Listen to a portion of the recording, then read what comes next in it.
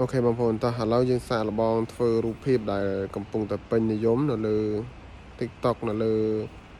Facebook អីយើងតែងតែឃើញគេធ្វើរូបរបស់យើងហ្នឹងចេញតែជារូប AI រូបតុក្កតាណាហើយយើងធ្វើហ្នឹងគឺធ្វើនៅលើកម្មវិធីបាទ AI គឺកម្មវិធី ChatGPT អញ្ចឹងបងប្អូនអាចដោនកម្មវិធីនឹងមួយហើយយកមកសាកល្បងធ្វើទាំងអស់គ្នាឥឡូវខ្ញុំសាកល្បងធ្វើហើយបងប្អូនអាចបើអត់ចេះធ្វើបងប្អូនមើលវីដេអូហ្នឹងទៅបងប្អូននឹងចេះធ្វើតោះឥឡូវចូលទៅធ្វើទាំងអស់គ្នាបងប្អូនបាទអញ្ចឹងដើម្បីយើងធ្វើអញ្ចឹងបានជំនាញដំបូងយើងត្រូវមាន ChatGPT មួយដែលជាកម្មវិធី AI ណាបាទសម្រាប់កម្មវិធីហ្នឹងគឺល្អមែនតើសម្រាប់អ្នកដែលចង់មានសំណួរមានចង់និយាយទៅយើងអនុវត្តភាសាអីក៏បានដែរអញ្ចឹងគឺមានការឆ្លើយតបជាងសួរអីក៏ឆ្លើយក៏ដឹងដែរអញ្ចឹងគឺកម្មវិធីនឹងល្អហើយឥឡូវនេះដើម្បីយើងបង្កើតរូបជាលក្ខណៈរូបរបស់យើងចេញទៅជារូបតុក្កតាបានដោយយើងគ្រាន់តែចូលក្នុង ChatGPT បន្ទាប់មកទៀតយកសញ្ញាបូកនេះយើងត្រូវ upload រូបរបស់យើងទៅបាទអញ្ចឹងខ្ញុំចុចកន្លែងសញ្ញាបូកខាងឆ្វេងនេះ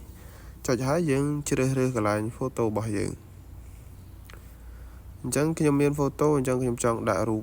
មួយនេះឲ្យវា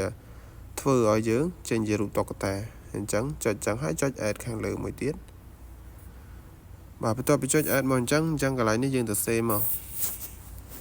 បាទយើងទៅ save ឲ្យវាបង្កើតមកណាបាទ please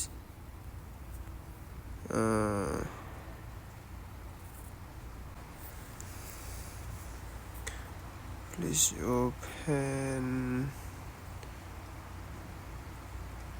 this photo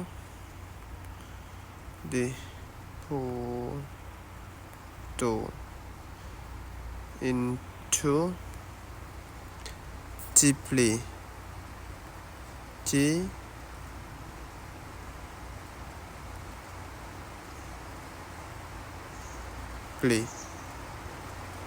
អូខេអញ្ចឹងយើងទៅសេតែប៉ុណ្ណឹងឥឡូវខ្ញុំសាក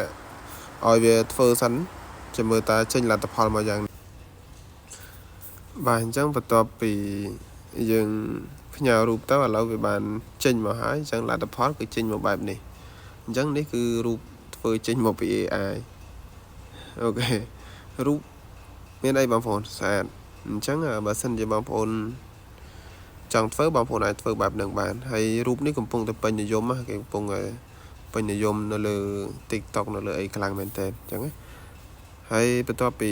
ចេញលទ្ធផលមកអញ្ចឹងបងប្អូនចង់ save បងប្អូនគ្រាន់តែចុចលើរូបភាពនឹងឲ្យជាប់ទៅបន្តមកទៀតឃើញមានកន្លែង save photo អញ្ចឹងយើងអាច save ដាក់ទុកនៅក្នុងទូរស័ព្ទរបស់យើងបានអញ្ចឹងខ្ញុំចុច save មួយទុកអូខេបន្ទាប់ពី save ទុកបងប្អូនចង់យកទៅ post ចង់យកទៅអីអាហ្នឹងគឺបានអូខេអញ្ចឹងសម្រាប់វីដេអូហ្នឹងគឺមានតែប៉ុណ្ណឹងងាយបងប្អូនអាចធ្វើលេងកំសាន្តបានក៏ចង់បានបែបតុក្កតាអញ្ចឹងណាបាទអូខេអញ្ចឹងជួបគ្នានៅវីដេអូ